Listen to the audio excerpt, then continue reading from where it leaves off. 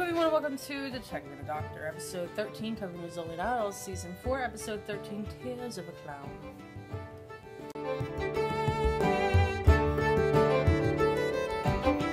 The story was about this clown kidnapper.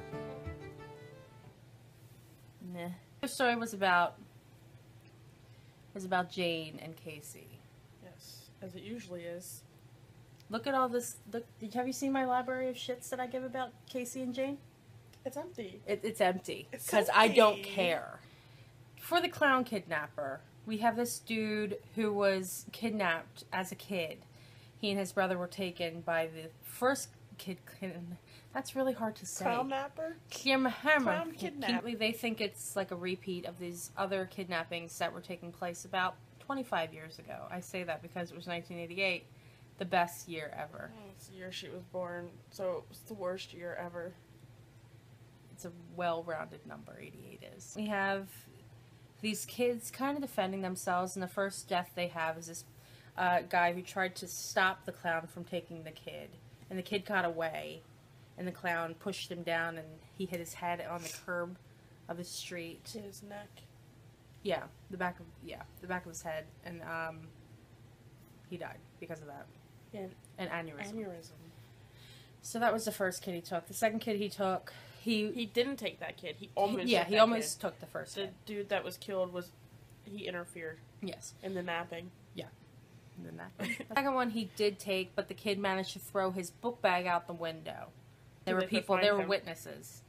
So, find this video that the clown sends them after digging through a bunch of files about the first clown kidnapper.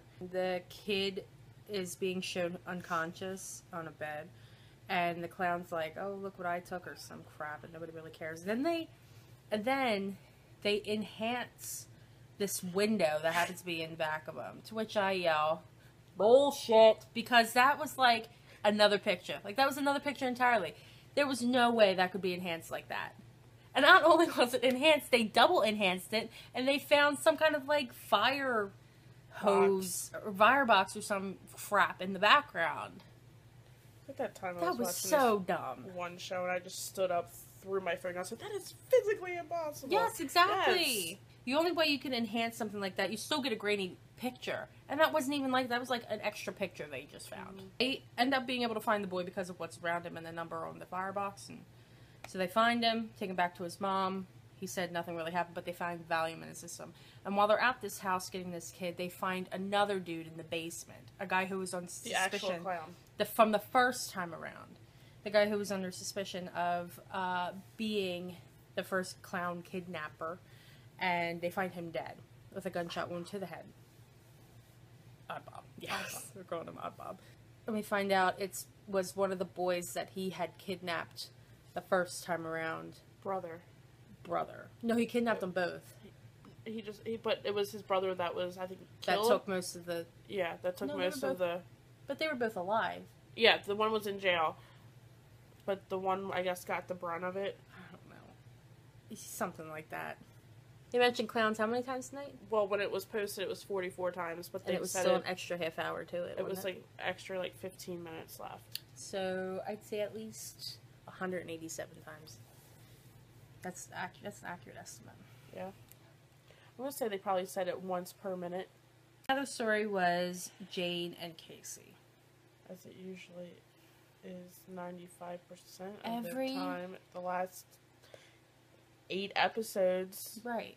Like, the first scene was cute with him going jogging and her being like, "That's nighttime." Like, that was cute. But every other scene they had in the episode was the same scene over and over again. It just gets so annoying. Like, every time there's silence, she's like, Casey.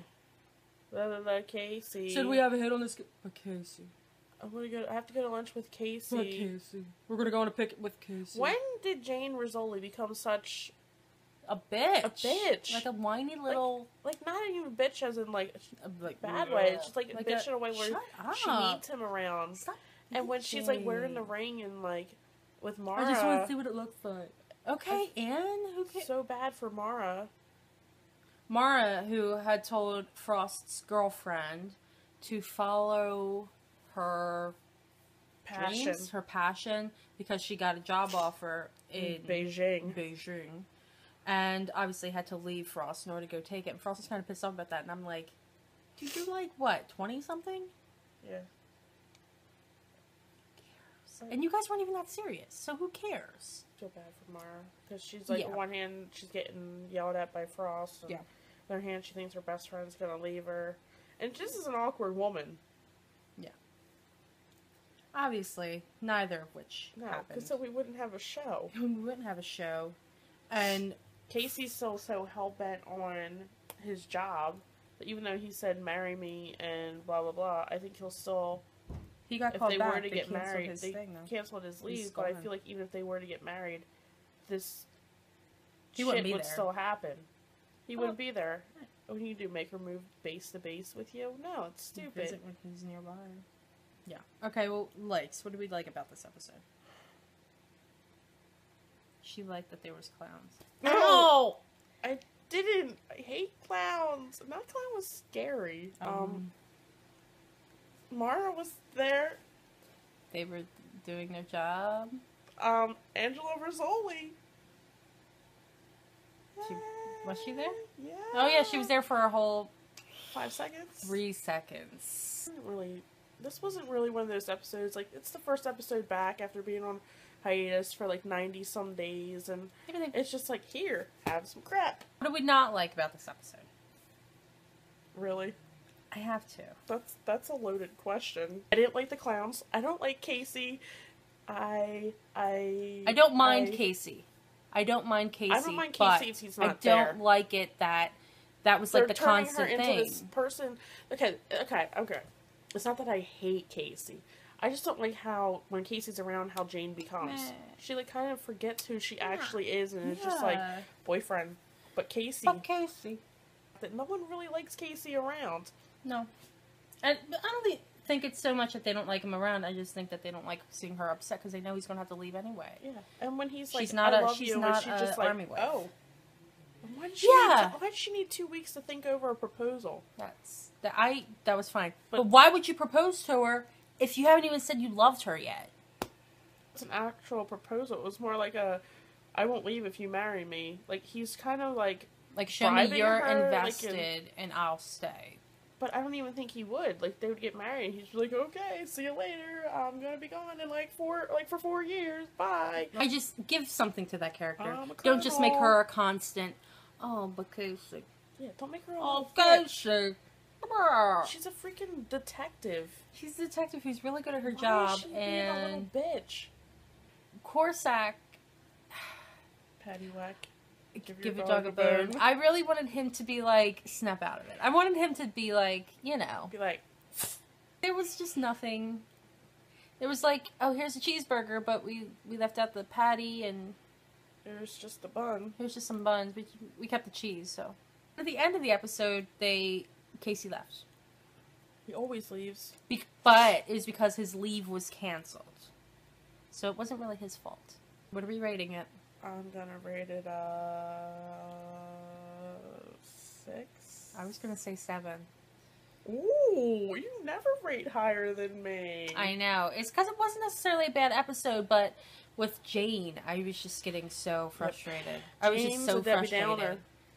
Give her some meat. If you're going to have her in a scene with Mara, don't only have it be one scene where they're not talking about Casey, which is what this was. Every scene they were in together, she's talking about Casey. Except for the one when she's getting, like, a massage. That's it. That was it. I don't like that. It's not all about men when it comes to women. We're not all about, oh, we might I be wish feminists. I had a boyfriend. We might be feminists. Yeah, we might be. She doesn't need a man to make her the person that she is. And she needs to remember who she is, even though he's around. Yes. And she just felt like Mr. Brady when I said that. You are Mr. Brady. We don't need men to define us. Women don't. Especially strong women like Jane and Mara. And Mara has, even with her boyfriend, she's never done that. And I mean, she was a little weird when Ian was around, but it was the fact that it was Ian and he was like, just shows up. Right. And he's the love of her life. But it wasn't awkward like it was with Casey. They're not going to get married. He's gone. So no. And if they do, I don't think.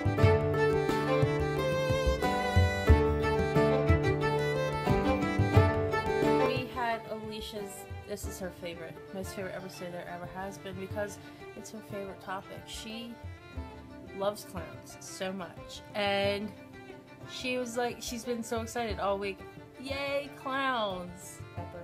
If you say it really fast though. Clown kidnapper. Say it 5 times really fast. Clown kidnapper. Clown kidnapper. No, clown you gotta say them all clown together. Kidnapper. Clown kidnapper. See? It's a little tough to say. I just want to talk about the case first, and then we'll talk about the Casey. The case first, and then the Casey. I bubble. Even with the little hole in his mouth. I was making several jokes about that. Yes. More We're like both playing with things. This isn't going well. What? No, I can't think now. Thank you. Like, no. Why? Why? Why? I was gonna call him Provenza, and then I remembered that's the wrong show. Both old, but both hot.